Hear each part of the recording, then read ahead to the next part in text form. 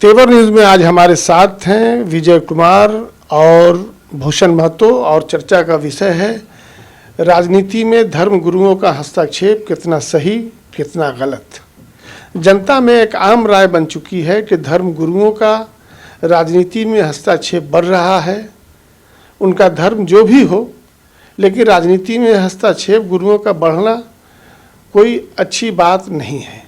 आज हम अपने एक्सपर्ट से जानेंगे कि ये जो झुकाव राजनीति की ओर धर्मगुरुओं का बढ़ रहा है, ये कितना अच्छा है और कितना बुरा है। सबसे पहले हम तेवर न्यूज़ को धन्यवाद देना चाहते हैं कि आज फिर हमें यहाँ आने का मौका मिला।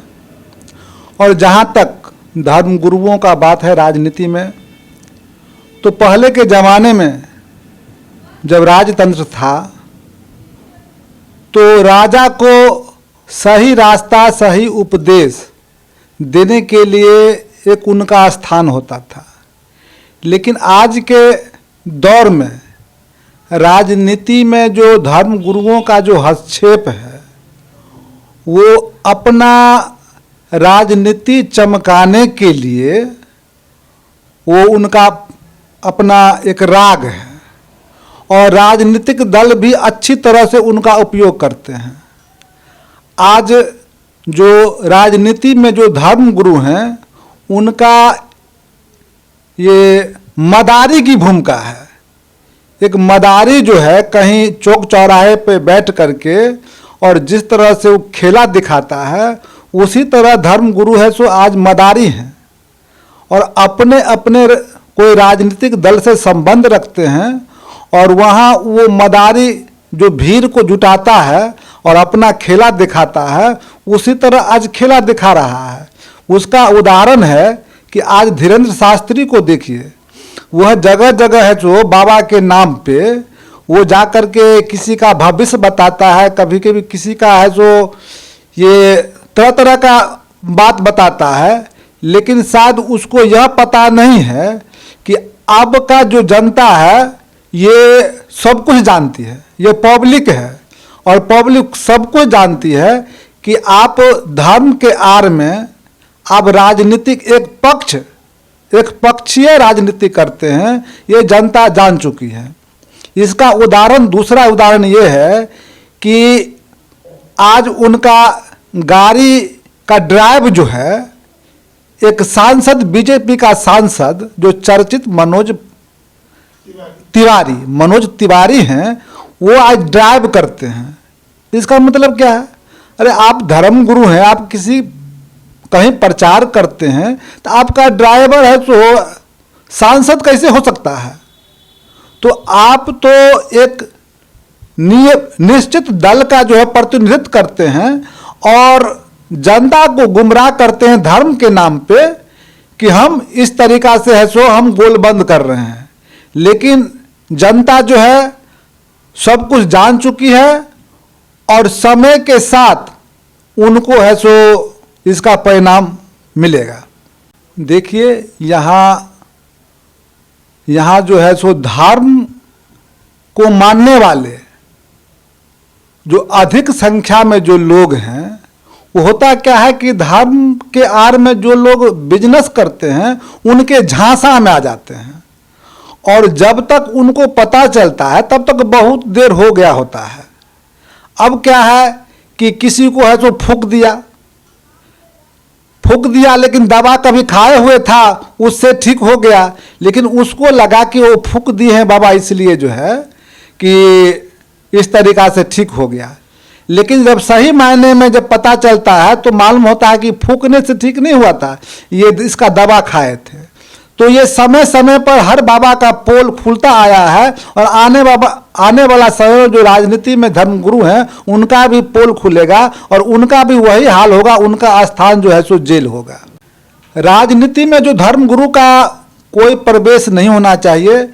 वो जनरली रूप से किसी दल किसी सरकार को अपना विचार प्रकट कर सकते हैं, उसमें दिलचस्पी नहीं ले सकते हैं कि हमारा यह वक्तव्य है और वक्तव्य को एक जारी करते हैं। या किसी चुनाव में किसी चुनाव में एक पार्टी विशेष को वोट देने के लिए जो है एक वर्ग को है सो प्रचार करते हैं, इस तरीका से धर्मगुरु का है सो काम नहीं है। धर्मगुरु का काम है कि जो जनमानस है, जनमानस का कल्याण कैसे हो उसके बारे में सोचना, ना कि राजनीति में दिलचस्पी लेना। और राजनीति में आज दिलचस्पी लेने का सबसे बड़ा कारण यह है कि वहाँ मलाईदार पोस्ट लोग पर बैठे हुए हैं लोग, और इनको भी मन करता है कि जिस तरह राजनेता है तो राजभोग कर रहा है, हमको भी एक अवसर मिले और हम भी सुख सुविधा प्राप्त करके राजभोग प्राप्त करें। भारत ही नहीं, पूरी दुनिया में जितने भी धर्म हैं, सभी धर्मों में धर्म गुरु हैं। तो जब राजतंत्र थी, राजा हुआ करते थे, उस समय धर्म गुरु लोग उनके सलाहकार होते थे। तो वहाँ तक तो ठीक थी, चूँकि वहाँ प्रजातंत्र नहीं था, जनता से कोई लेना नहीं था। धर्म को बचाने के नाम पे या उगाही के नाम पे जनता का दमन होता था। तो जनता ने राजाओं का विरोध करना शुरू किया, जैसे कि सबसे लास्ट में नेपाल के अंदर में जहाँ राजतंत्र था, तो वहाँ धर्म गुरुओं का बोलबाला था। उसका परिणाम हुआ जनता का विद्रोह, और आज के डेट में वहाँ प्रजातंत्र है।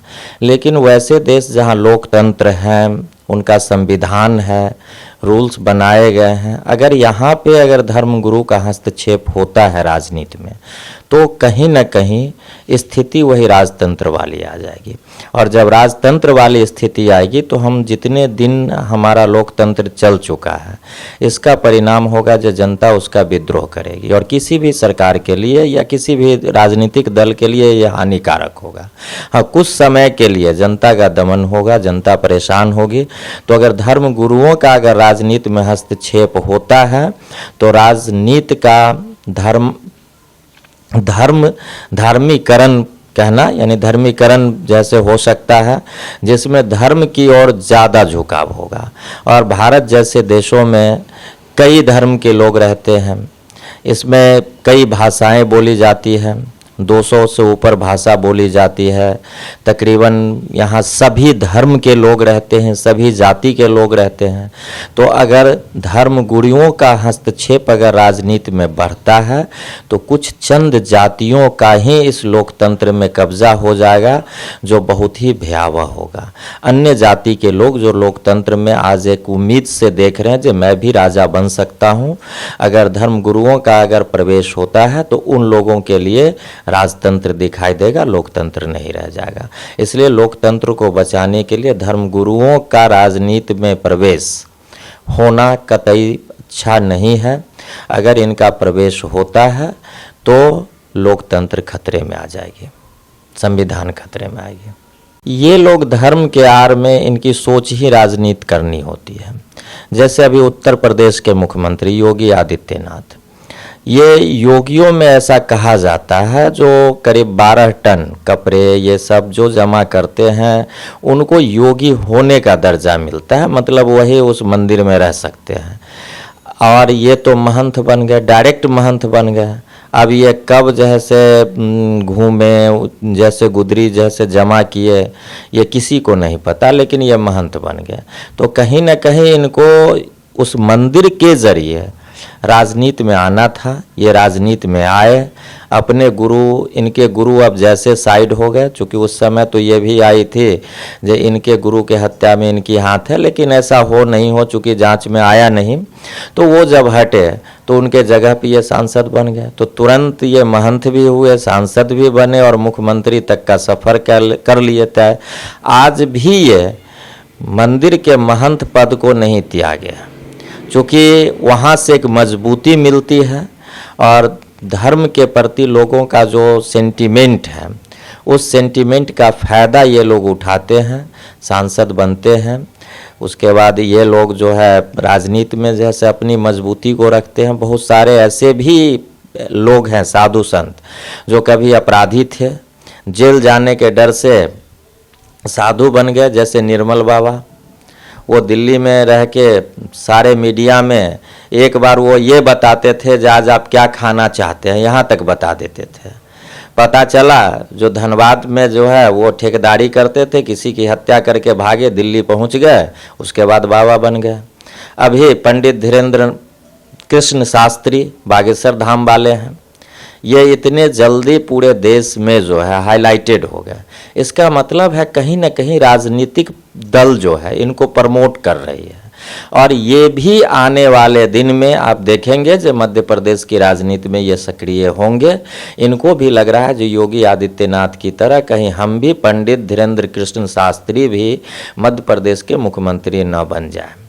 इसलिए ये जो धर्मगुरु लोग हैं, ये अब इनको लगता है जो राजनीति में सफल होना है तो पहले संत बनो, साधु बनो, उसके बाद राजनीति करो, और ये लोग कर रहे हैं। इनको धर्म से कोई लेना देना नहीं है, उसके आड़ में इनको अपनी राजनीति करनी है। इसलिए ये साधु है भी नहीं, जो साधु हैं उनको राजनीति से कोई लेना देना नहीं है।